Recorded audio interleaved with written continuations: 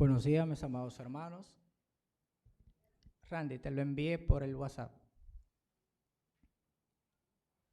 Que el Señor les continúe bendiciendo. Es un gozo y un privilegio poder estar aquí con ustedes en esta mañana y poder siempre compartir la palabra de Dios, siempre que Él nos da esta oportunidad. Es un maravilloso privilegio que Él nos da a nosotros. En la noche de ayer estábamos en la iglesia de Sabica. Estuvimos una actividad maravillosa, tuvimos el primer encuentro de los clubes bíblicos de la zona norte central. El Señor nos permitió estar ahí y estuvimos un montón de jóvenes, algunos ciento y algo. Y damos gracias a Dios por esa actividad y fue un buen tiempo de mucho desafío a la obra misionera que el Señor nos permitió anoche.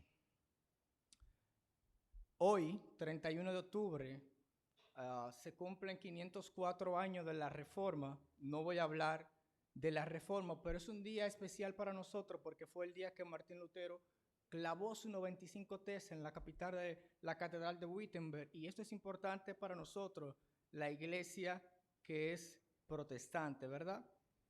Pero como estamos en octubre, el mes misionero, y hemos venido hablando acerca de la obra misionera y de cómo se hacen las misiones, de cómo Dios ha llamado a ir por el mundo y proclamar su palabra, además de proclamarla de una forma hablada, ¿saben? Dios también desea que ésta sea predicada o anunciada a través de nuestras vidas. Y esto es lo que queremos hablar en esta mañana, brillando para Dios. Quiero presentarle a Luciano, un joven que está allá atrás, que estamos discipulando, que aceptó al Señor hace un tiempo. También estén orando por este joven que está ahí con nosotros. Así que, llamados a brillar. Por eso, el Señor nos ha dicho que nosotros somos la luz del mundo. Jesús les enseñó a sus discípulos a ir y predicar, pero también les enseñó a vivir y a mostrar que el evangelio que ellos habían creído. Leemos en Mateo que Jesús les dice: la luz no se pone debajo del almud o debajo de una vasija, sino que se pone donde, en el lugar alto de la casa, para que de esta manera alumbra a todos los que están en la casa. Así ellos debían alumbrar a su generación. Spurgeon una vez dijo: la gente del mundo no lee la Biblia, pero sí lee los cristianos. Sí lee los cristianos. Así que vayan conmigo a la carta a Filipenses del apóstol Pablo. Vamos a leer en el capítulo 2, vamos a trabajar versículos 14, 15 y 16, pero vamos a leer del 12 al 18 en un momento. Permítame contextualizarle un poco esta carta. La carta de Filipenses es una carta escrita por el apóstol Pablo. También se le conoce como epístola de la prisión debido a que fue escrita en el primer encarcelamiento de Pablo en Roma. Pero esta carta es interesante porque lleva el nombre de la ciudad donde está la iglesia, Filipo. Y es una ciudad conformada mayormente por personas militares del ejército romano que se han retirado y que viven en esa ciudad con mucho orgullo, con mucho privilegio, porque es una colonia del Imperio Romano y tiene ciertas leyes que le permiten esos privilegios. Y se nota que hay no tantos judíos en esta iglesia porque no tenían una sinagoga. Eso lo pueden ver en Hechos capítulo 16. No tienen una sinagoga, sino que la iglesia probablemente se reunía en la casa de una hermana, de la hermana Lidia, que era probablemente uno de los primeros conversos que Pablo ganó cuando fue en su segundo viaje misionero a este lugar. Se piensa que esta fue probablemente la primera iglesia o comunidad evangélica que Pablo fundó en Europa Occidental. Y ahí está, en este lugar de Filipo, esta iglesia que no son muchos judíos, pero tiene una gran numerosidad de personas romanas que son bastante orgullosos. Y por eso Pablo también en este pasaje dice: miren, recuerda que nuestra ciudadanía es ¿de dónde? Es de los cielos, de donde tenemos a nuestro Señor. En el capítulo 1, por ejemplo, Pablo empieza haciendo una oración y agradeciendo a Dios por estos hermanos. Pablo había recibido de estos hermanos una ofrenda a través de Tíquico, con quien mismo envía la carta, y él da una oración de agradecimiento en el capítulo 1 a Dios y pidiendo por estos hermanos. Luego más adelante en el capítulo 1 Pablo habla acerca de su anhelo por Cristo y de cómo él prefiere aún morir y estar con Cristo porque es muchísimo mejor. Pero él sabe que es necesario quedarse en el cuerpo y dice, por causa de ustedes, yo me quedo en el cuerpo. Luego llegamos al capítulo 2 y Pablo presenta con majestuosidad la humillación y exaltación de Cristo. Pablo dice cómo Dios viene en forma de hombre a morir por nosotros. Luego, en la parte que vamos a trabajar, en el capítulo 2, la parte B, nos llama a brillar en este mundo, a ser luminares de este mundo. Y en la parte final del capítulo 2, Pablo presenta un ejemplo digno de imitar, Timoteo y Epafrodito. Tanto así como Tíquico, había perdido su salud por estar sirviendo en la obra, por estar sirviendo a Pablo, y él lo presenta como un ejemplo digno de imitar. Llegamos al capítulo 3, donde Pablo habla acerca de ese supremo llamamiento, de esa meta que tenemos en Cristo Jesús, pero que él dice que aún no lo ha alcanzado, pero él prosigue caminando para alcanzarlo. Luego en el capítulo 4, al parecer Tíquico le habló de una diferencia que hay entre dos hermanas, Evodia y Síntique, y él dice, yo ruego a estas hermanas que sean de un mismo sentir, que tengan una misma unidad, que no se afanen, porque en la paz de Dios que sobrepasa todo entendimiento, ellas iban a estar seguras. Y le dice que piensen en las cosas que son honestas, que son verdaderas, que son justas y que son puras, porque el Dios de ellos, versículo 19, dice que suplirá todo lo que iba a faltar conforme a sus riquezas en gloria. Y luego termina con su calurosa y afectuosa salutación. Básicamente, un resumen de eso trata la carta, pero solo vamos a ver 3 versículos en esta mañana, si el Señor lo permite. Así que 50 minutos, está bien. Vamos a orar. Padre, te damos gracias, Señor. Gracias por esta oportunidad. Gracias por esta maravillosa mañana. Te pedimos, Señor, que tu palabra hable a corazón de mis hermanos, así como tú nos has hablado, Dios. Que seamos edificados en tu palabra y que a la luz de ella podamos ser también redarguidos, corregidos o reprendido de alguna acción que no te agrade. Dirige todo, Señor, en el nombre de Jesús. Amén. Voy a leer los versículos para que vayamos entrando al calor. Versículo 12 dice, por tanto, amados míos, estoy leyendo en el capítulo 2 de Filipenses, como siempre habéis obedecido, no como en mi presencia solamente, sino mucho más ahora en mi ausencia, ocupaos en vuestra salvación con temor y temblor. Porque Dios es el que produce en vosotros, así el querer como el hacer, por su buena voluntad. No olvides esa frase, por su buena voluntad. Haced todo sin murmuraciones y contienda, para que seáis irreprensibles y sencillos, hijos de Dios, sin mancha, en medio de una generación maligna y perversa, en medio de la cual resplandecéis como luminares en el mundo. Asidos, versículo 16, de la palabra de vida, para que en el día de Cristo yo pueda gloriarme de que no he corrido en vano, ni en vano he trabajado. Y aunque sea derramado en libación sobre el sacrificio y servicio de vuestra fe, me gozo y regocijo con todos vosotros. Asimismo, gozaos y regocijaos también vosotros conmigo. En primer lugar, vamos a ver en el versículo 14, el primer principio de cómo somos llamados a brillar. Dice el versículo 14, haced todo sin murmuraciones y contienda. Este versículo viene como resultado de lo que ha venido diciendo en los versículos 12 y 13. Así que en primer lugar somos llamados a brillar a través de la gratitud. Somos llamados a brillar a través de la gratitud. Mira lo que dice, haced todo, ¿cómo? Sin murmuración ni contienda. Y dice, haced todo. Está utilizando un mandato. Este verbo está indicando una opción que debe ser obedecida. Haced ¿qué? Todo. ¿Y qué significa todo? Todo. Eso es muy simple. Haced todo sin murmuración ni contienda. La palabra murmuración que aquí aparece significa, o se puede traducir como quejarse o murmurar en voz baja. Y la realidad es que nosotros frecuentemente nos quejamos de todo. ¿Por qué hace tanto calor? ¿Por qué me da tanto sueño? ¿Por qué me da tanto frío? Pero hay otras quejas que son un poquito menos triviales, como ¿por qué siempre me pasa justamente eso a mí? O la ama de casa, siempre que estoy cocinando se me va el gas. Bueno, tienes que usarlo para que pueda acabarse.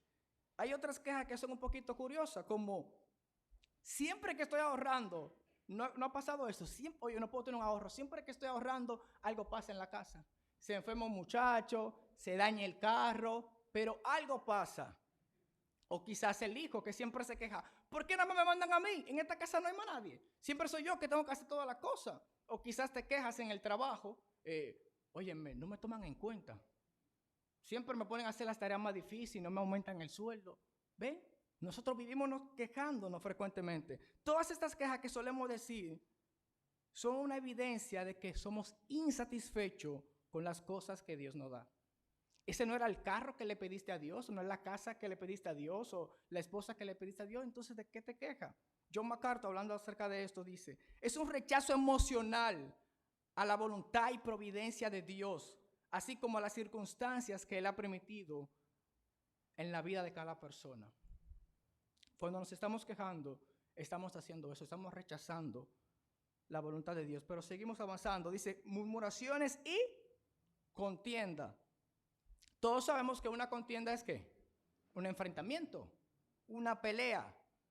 Aquí la palabra contienda más se refiere como a una crítica o estar en un desacuerdo negativo. Es como si yo estuviera diciendo, Dios, lo que tú haces está mal. Tú estás equivocado. Lo que tú haces está mal. Hello, ¿estamos escuchando? Es como cuando yo me opongo a lo que Dios está haciendo. Y cuando leo todo esto, me llega a la mente una persona de la Biblia. Me llega Job. Job es el hombre que en un solo día, de una forma abrumadora, perdió todo lo que tenía. Perdió los hijos, perdió la esposa, perdió el amor de su esposa, perdió su dinero, perdió sus bienes, todo en un solo día. Tanto así que la esposa le dice, ¿aún tú retienes tu integridad? Maldice a tu Dios y muerte. Y me gusta la respuesta que Job le da en el capítulo 2, versículo 9. Mira lo que Job le dice. ¿Qué? O sea, como que Job la mira y le dice, ¿qué? ¿Acaso recibiremos de Dios solamente el bien? Ah, sí, es bueno el bien, ¿verdad? Santiago dice que toda buena dádiva y todo don perfecto desciende del Padre de las luces. Eso nos encanta. Pero dice Job, ¿y el mal no lo recibiremos? ¿Solamente vamos a recibir de Dios el bien? ¿O no vamos a recibir también el mal? ¿Y sabe cómo termina diciendo que en todo esto Job no pecó y no añadió despropósito alguno? ¿Sabe por qué? Parece que Job había leído Romanos 12, que dice que la voluntad de Dios es que es buena, es agradable y es perfecta. ¿Lo crees? Y si lo creemos, ¿por qué nos quejamos tanto? Dice ahí el versículo 13 que todo lo que hacemos es Dios que produce en nosotros el querer como el hacer. ¿Por qué? Por su buena voluntad. Y si su voluntad es buena, es agradable y es perfecta en mi vida, ¿por qué me quejo tanto? ¿Por qué no comenzamos a vivir una vida de gratitud y de esa manera bendecir a otras personas a través de nuestro ejemplo? Por eso Él nos ha llamado a brillar a través de la gratitud. Y esto, ojo, no estoy diciendo que no van a venir cosas malas a nuestra vida. No estoy diciendo que no te vas a enfermar. No estoy diciendo que no puedes tener un día malo. Lo que estoy diciendo es que Dios está en control de todas esas cosas, aún las malas que suceden. Es lo que estamos diciendo. Así que Dios no solamente nos ha llamado a brillar a través de una vida de gratitud, sino también que nos ha llamado a brillar a través del carácter. Versículo 15. Para que seáis, me gusta siempre que aparece el para, y ahí viene la razón, viene el sentido, viene el propósito. Dice, para que seáis, ¿cómo? Irreprensibles y sencillos, hijos de Dios sin mancha, en medio de una generación maligna y perversa, en medio de la cual resplandecéis como luminares en el mundo. Para que seáis, propósito. Dios quiere que nosotros como sus hijos vivamos una vida agradable delante de Él. Dios quiere que como sus hijos vivamos una vida que le agrade a Él. ¿Y sabes cómo lo vas a lograr? Con hábitos piadosos. Y aquí aparecen 3 acciones o 3 cosas que podemos hacer, dice, o en la que debemos estar. Dice, para que seáis primero como irreprensible. ¿Qué significa esto? Significa que no puede ser acusado con verdad.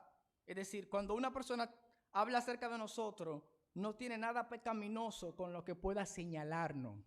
Eso es irreprensible. Siempre usamos la figura de la taza caliente, pero que no tiene asa para agarrarla.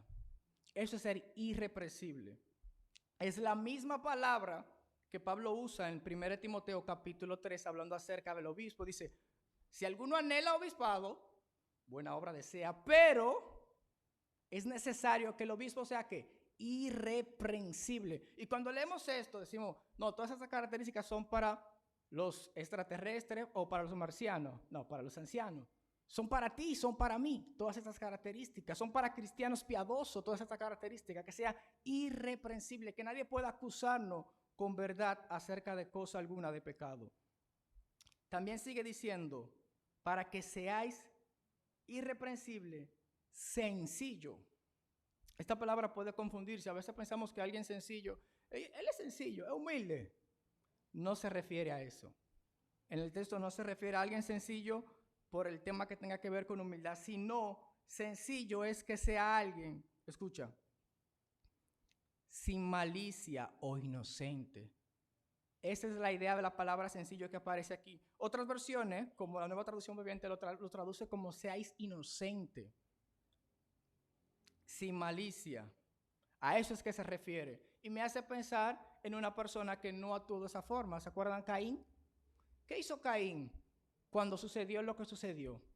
Él no era inocente como Abel, que no tenía un pensamiento malicioso, sino que él actuó con malicia y se ensañó contra su hermano y le mató. ¿Por qué? Porque él no era sencillo. Pero sigue diciendo, para que seáis irreprensibles y sencillos y sin mancha. La palabra sin mancha podemos traducirla como irreprochable o sin defecto, sin culpa alguna. ¿A dónde lo lleva esto? Al Antiguo Testamento. ¿Recuerdan cómo hacían el sacrificio? ¿Cómo debía ser este cordero para el sacrificio? Sin mancha. Óyeme, era tanto así la perfección de este cordero de sacrificio que ni siquiera podía estar manchado.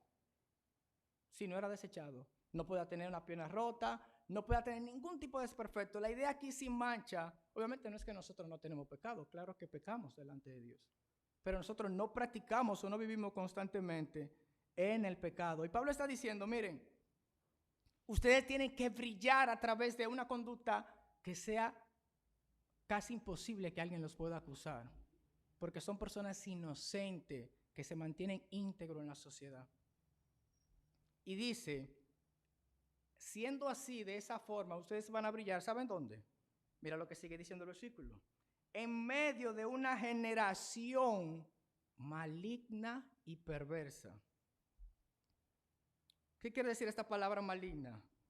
Puede traducirse como torcida. Es un término que se asocia mucho a la palabra médica para referirse como la escoliosis, para referirse a la desviación de la columna. Los que son doctores saben más de eso que yo. Pero Pablo está diciendo, en medio de esa generación que es torcida, que significa que se ha desviado de la norma o de lo que es correcto, de lo que es dentro de los parámetros establecidos, Pablo dice, en esa generación que está así torcida, ahí hay que brillar. Pero le agrega una palabra que es perversa. Y la idea cuando él le agrega esta palabra perversa es como si él dijera, es casi irremediable, casi irremediable. En esa generación que se ha torcido, que se ha apartado de los principios, que como sabemos hoy día, a lo bueno le dice que es malo y a lo malo le dice que es bueno. En ese mundo, en ese sistema pecaminoso y perverso, es donde Pablo dice que tú y yo tenemos que brillar. Dice, si hacemos lo que está en, en lo anterior, en esa generación nosotros vamos a brillar. Aquellos que se han desviado de la norma, lamentablemente están errando al blanco o están viviendo en el pecado. Y ahí en esa generación donde tú y yo estamos llamados a brillar. Permíteme contarte una anécdota.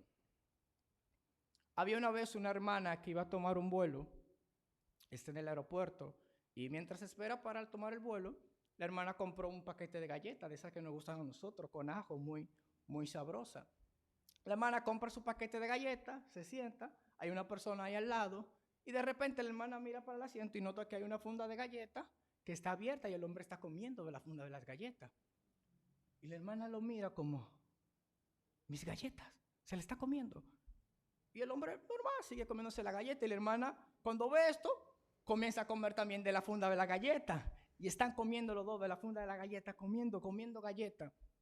Cuando queda una sola galleta, la hermana lo mira como, ¿será capaz de comérsela? Y el hombre toma la galleta, la parte a la mitad, deja la mitad y se come la mitad. La hermana no puede creer lo que ha visto. Agarra la funda de galleta, la estruja y la entra en la cartera. Vaya sorpresa, su paquete estaba ahí. ¿Tú crees que en ese momento la hermana estaba mostrando un hábito piadoso? En ese momento la hermana tuvo una actitud cristiana. Y así somos nosotros la mayoría de las veces. La primera reacción es una reacción negativa. Pero, ¿qué tal si comenzamos a cambiar eso? ¿Qué tal si comenzamos a vivir de una forma diferente? Ocupándonos, como dice el versículo 12, en la salvación que tenemos. No es una salvación que la vas a perder, sino que Pablo está diciendo, en la manera en la que has sido salvado, ahora tienes que vivir de esa forma diferente. Es lo que está diciendo y es a lo que Dios nos ha llamado.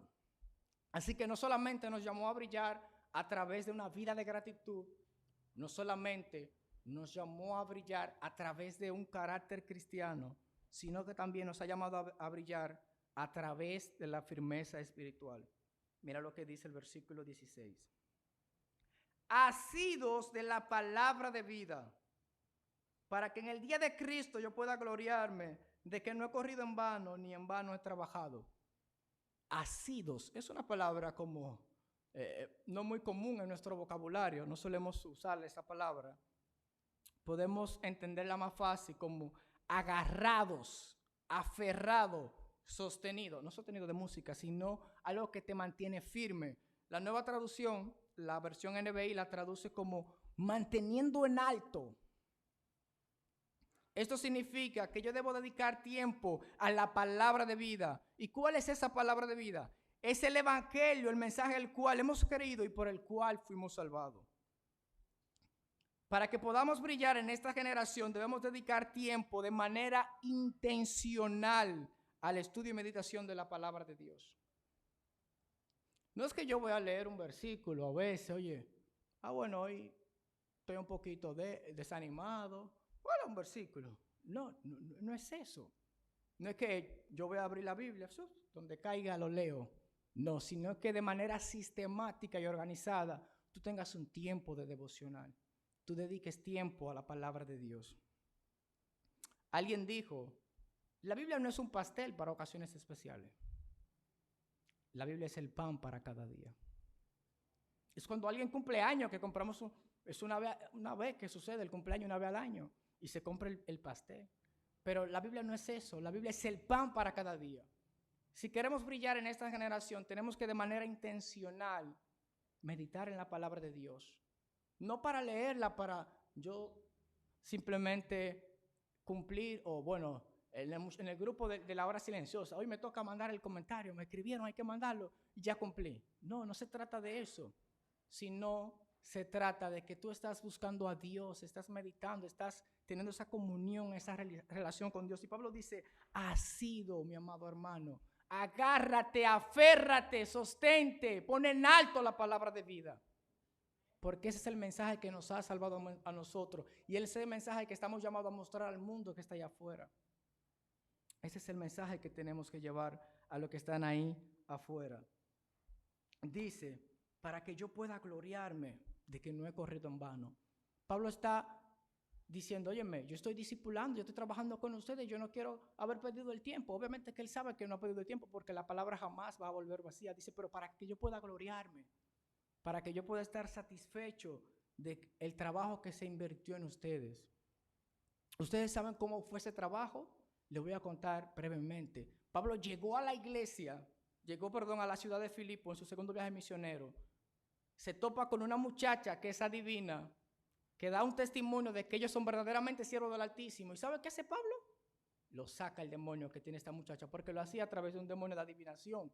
Pero las personas que eran amos de esta muchacha, que se lucraban con su servicio de adivinación, obviamente no se sintieron contentos. Llevaron a Pablo y a Silas ante las personas que eran dirigentes. ¿Y sabe qué hicieron con ellos? Lo azotaron. Le dieron una buena pela, una paliza, como lo puedas entender. Y lo metieron en el calabozo. Y Pablo dice, espérate, yo sufrí por ustedes. Esto no puede ser en vano. Él sabe lo que él sufrió por formar esa iglesia, por trabajar en la vida de esas personas. Y como tuvo que salir de esa ciudad, y qué bueno que de forma milagrosa Dios lo liberó ese día de la cárcel y le permitió ganar al carcelero. ¿Han escuchado? El carcelero de Filipo, de ahí viene.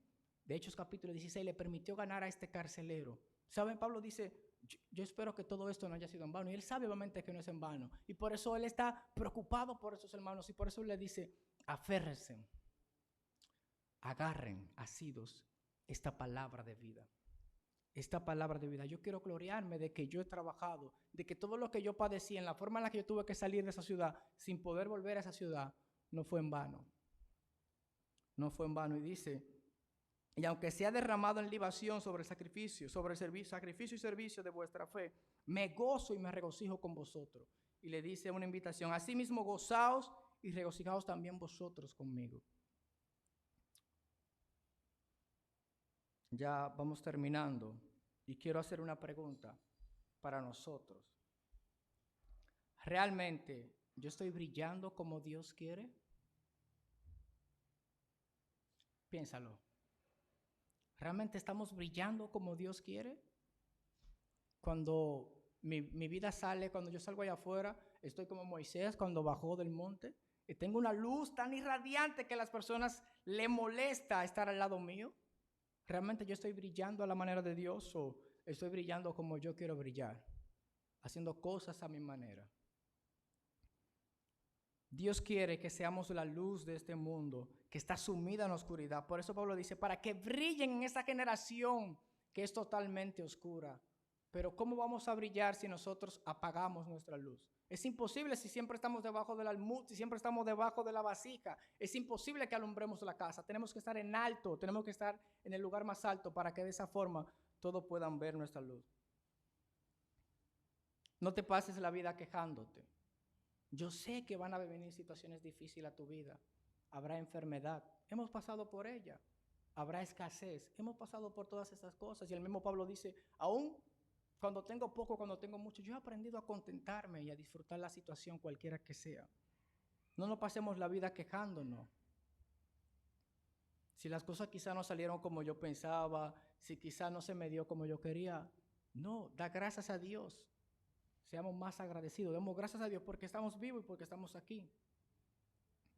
Comienza a través de un carácter cristiano, a través de hábitos piadosos, a bendecir a las personas que te ven, a que ellos vean esa luz de que hay una persona diferente, de que realmente hay un nuevo convertido, de que hay un nuevo nacido, hay una persona nacida de nuevo, de que esa persona es cambiado. Ya se fue. Bueno, termino con esta frase. Termino con esta frase, mi amado hermano.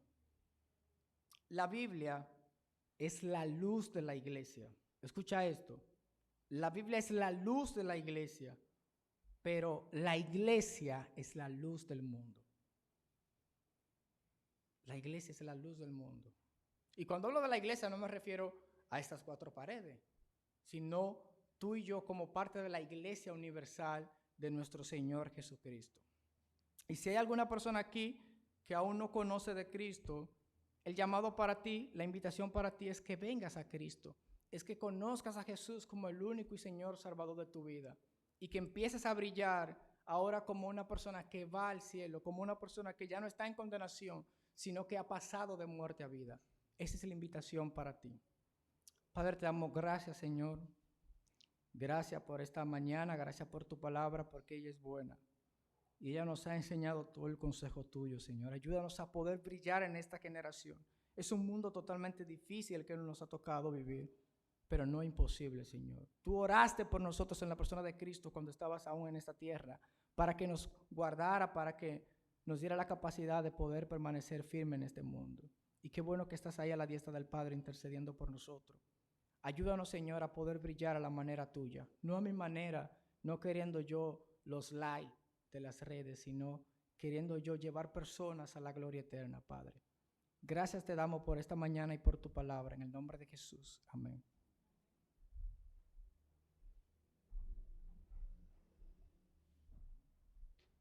Muy bien, voy a llamar a los muchachos. Así es, estamos llamados a brillar.